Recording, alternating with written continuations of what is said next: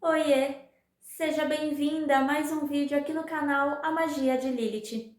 Para quem não me conhece, eu sou a Márcia Riga, sou terapeuta sexual e tântrica e a idealizadora e facilitadora da imersão de mulheres à magia de Lilith. Hoje eu estou trazendo nesse vídeo um pouco sobre o precursor da psicoterapia analítica, Carl Gustav Jung. O cara, na época, ele era médico psiquiatra e seguidor de Freud. Porém, em um determinado momento, ele passou a discordar das teorias de Freud e foi em busca das suas próprias teorias. Então, foi ele quem trouxe para nós a questão das mitologias, dos arquétipos, inclusive do tarô. Ele traz uma leitura, uma visão do tarô muito mais profunda e terapêutica do que apenas algo divinatório. Mas então, o que são arquétipos? Arquétipos são modelos, padrões que estão cravados no nosso inconsciente, ou seja, em um lugarzinho da nossa psique que nós não temos acesso espontaneamente, mas que comandam a nossa vida. Arquétipos, eles podem ser a nível coletivo, como por exemplo a deusa escura Lilith, e ele também a nível familiar. Cada família tem os seus padrões. E se você parar para observar você, sua mãe, sua avó, sua tia, sua irmã, você vai acabar percebendo certos padrões que de forma inconsciente vocês vão repetindo sem perceber, é automático. Arquétipos são ruins? Não, não necessariamente. Na verdade, é tudo aquilo que a gente tem dentro de nós, como se fosse a única forma de viver, a única forma de seguir, a única forma de ser. Como nós repetimos esses arquétipos de forma inconsciente, ou seja, de forma automática, eles acabam sim prejudicando a nossa vida em algum nível, em alguma situação e de alguma forma. Por exemplo, o arquétipo da Lilith, quando nós não temos consciência dele na nossa vida, nós replicamos esse arquétipo de uma forma não saudável. Em um outro vídeo, eu vou trazer alguns exemplos de como a gente reproduz essa energia de forma não saudável.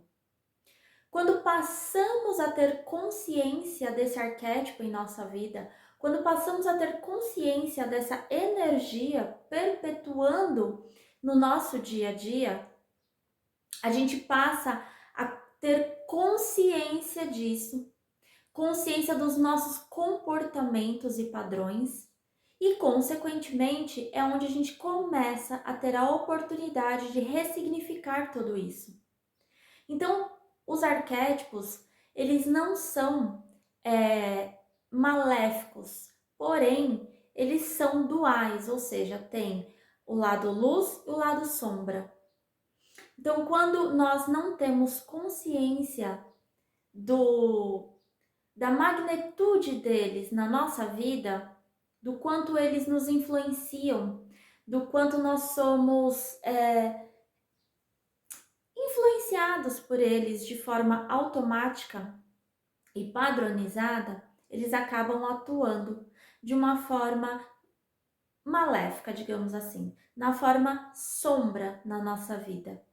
Quando nós tomamos consciência desse arquétipo, a gente tem a oportunidade de ressignificar, de transmutar e pegar daquele arquétipo o que tem de bom e de saudável e replicar na nossa vida, no nosso dia a dia. Então, todo arquétipo é um padrão, um modelo de comportamento que nós seguimos geralmente, na maioria das vezes, de forma inconsciente, de forma automática. Sombra. O que é essa questão da sombra? A sombra, ela é um arquétipo dentro da teoria de Jung. Sombra é tudo aquilo que a gente quer negar em nós, que a gente quer esconder, que a gente tem vergonha, que a gente prefere morrer a deixar que o outro veja aquilo na gente. Pode ser algo de muito ruim, como uma perversidade sua, uma maldade, uma parte maldosa sua, uma parte arrogante, uma parte extremamente prepotente, pode. Mas também pode ser a parte extremamente triste e melancólica.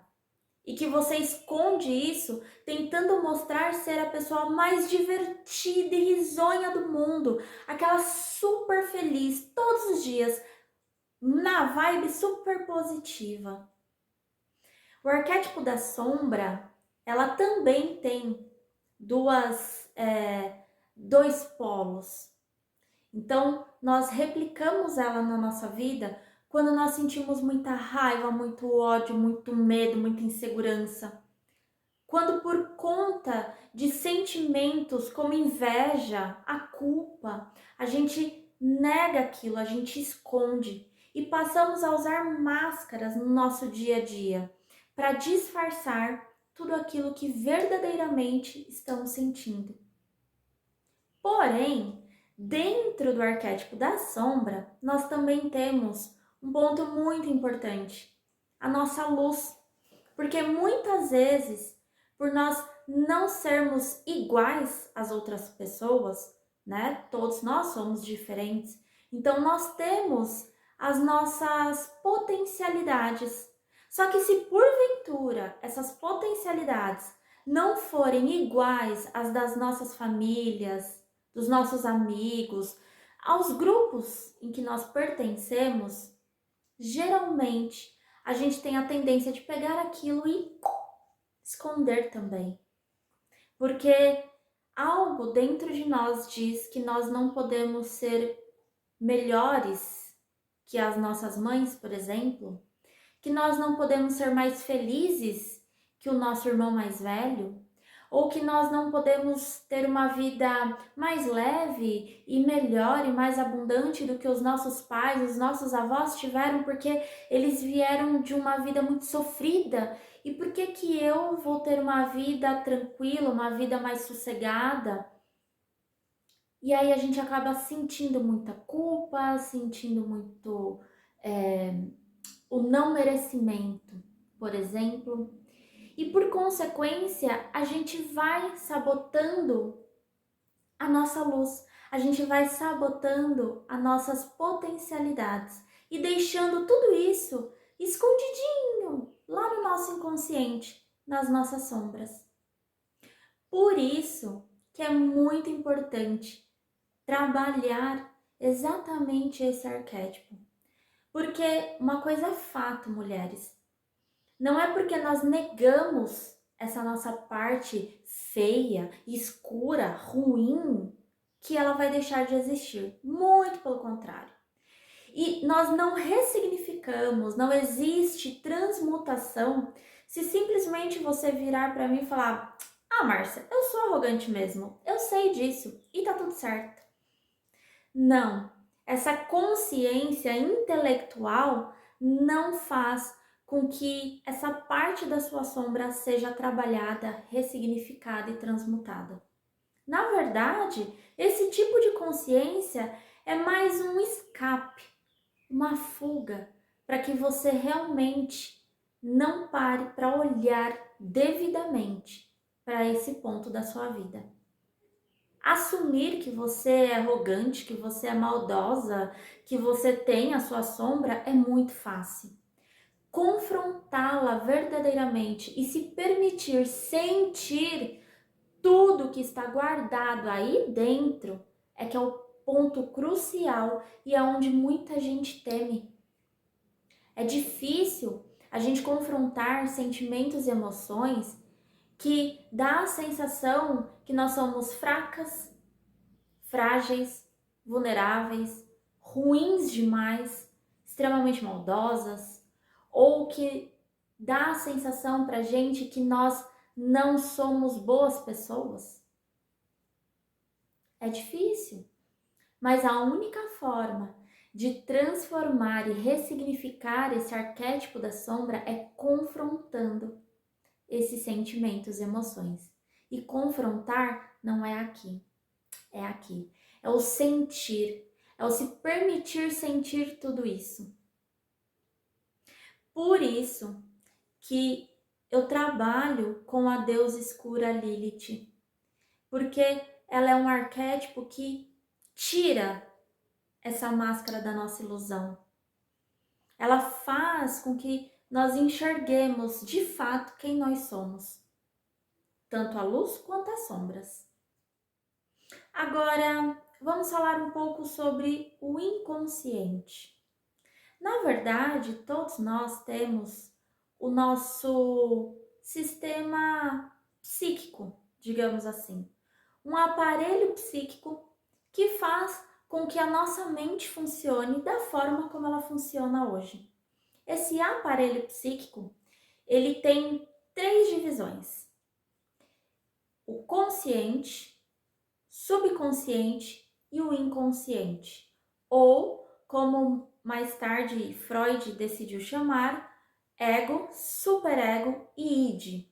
Mas de qualquer forma, o nosso aparelho psíquico, ele é dividido em 3 partes.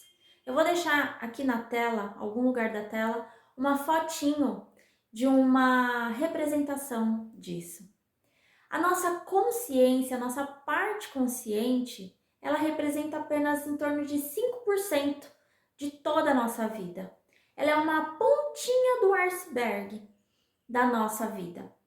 E a consciência é tudo aquilo que nós lembramos muito facilmente. Ou seja, nosso nome, nossa idade, nosso endereço. Ela faz a filtragem para onde vai cada tipo de pensamento. O subconsciente é um meio termo. Ele está ali no ponto onde nós temos uma memória rápida, de acesso rápido, porém que nós não usamos diariamente no nosso dia a dia. Então fica meio que guardadinho ali, sabe? Por exemplo, o endereço da casa da sua mãe, o nome completo da sua mãe, a data de nascimento de um amigo, de uma amiga, de um parente. Tudo isso fica guardado no nosso subconsciente. Ou seja, é fácil acesso, mas não fica tão fácil na nossa consciência. Primeiro a gente tem que parar rapidamente para puxar essa memória, essa lembrança, para depois falar. Agora, o inconsciente representa basicamente 90% da nossa vida, da nossa existência. Ele é tudo que está submerso, tudo que está fora do alcance da nossa consciência e subconsciência. Tudo aquilo que, de alguma forma, a nossa mente acreditou que seria melhor guardar, esconder, para que nós não sofrêssemos, para que nós não nos magoássemos mais ou machucássemos mais. Tecnicamente, é uma forma de sobrevivência do nosso cérebro. É um instinto de sobrevivência, ou seja, por exemplo, nós passamos por um evento extremamente traumático e para que nós pudéssemos continuar a nossa vida, a nossa mente, o nosso cérebro pega aquele evento traumático e joga lá para o nosso inconsciente, para que a gente pare de sentir aquilo, para que a gente pare de sofrer por aquilo e consiga voltar à nossa vida, voltar à ativa para sobreviver. Então, consciente, inconsciente e subconsciente é o nosso aparelho psíquico, aquilo que rege a nossa mente, a nossa forma de pensar. Ego, superego e o id. Isso é uma outra forma de explicar o nosso aparelho psíquico. O ego somos nós, é o self. É tudo aquilo que ele se mostra para o mundo. Ele mostra apenas aquilo que ele quer mostrar. Aquilo que talvez ele vá ser aceito, talvez ele vai ser mais querido, mais amado. O superego, a gente coloca ele como o juiz, o intermediador entre o ego e o id. Ele é aquele cara que vai tentar fazer você entender que talvez não seja tão correto você, por exemplo, bater em alguém de graça. Agressividade. É ele que vai fazer você entender que talvez não seja tão legal assim e tão correto você matar alguém, você prejudicar alguém. Ou seja, ele é o juiz para tentar manter a ordem na sua vida. Já o id, ele é nosso instinto puro, é o nosso lado animal, o nosso lado selvagem. No id, essa partezinha da nossa psique não existe certo ou errado. Existe apenas desejo. Eu tenho desejo de estrangular uma pessoa. Aí o nosso superego, para tentar suprir esse id, ele tenta encontrar uma forma mais saudável e que seja menos recriminado pela sociedade. Ou seja, sei lá, talvez você resolva se matricular numa aula de boxe, por exemplo. E aí ali você vai suprir uma parte desse seu id, para que você não saia na sociedade estrangulando as pessoas, por exemplo. O id também, ele traz muita questão do nosso instinto sexual. Ou seja, eu tô com uma necessidade fisiológica, eu preciso me descarregar e eu vou transar por transar porque eu tô pouco me importando se tem sentimentos, se tem emoções, se é um relacionamento, se é algo casual, não me importa. Eu preciso aliviar isso e eu vou em busca de qualquer pessoa. E aí o superego, ele entra em ação para tentar satisfazer esse id de uma forma mais saudável e que seja menos recriminado pela sociedade. Então ele vai buscar formas de saciar o id, mas que seja aceito dentro da sociedade. Essas são os principais pontos da teoria da psicologia analítica. Tem muitas outras coisas, porque é uma teoria muito, muito profunda. Mas de qualquer forma, é para vocês começarem a ter mais noção e entendimento das coisas que eu for trazendo nos vídeos. Inclusive da nossa deusa escura Lilith. Ela tem tudo a ver com a psicologia analítica. Afinal de contas, ela é uma mitologia, mas que está enraizada no nosso feminino, no nosso inconsciente coletivo. Então é isso, mulheres. Eu vou ficando por aqui. Espero que esse vídeo traga um pouco mais de clareza para vocês, um pouco mais de conhecimento. E se vocês tiverem dúvidas, deixem nos comentários que eu vou lendo e vou gravando vídeos com as respostas, tá bom? Um grande beijo, fiquem bem. Tchau!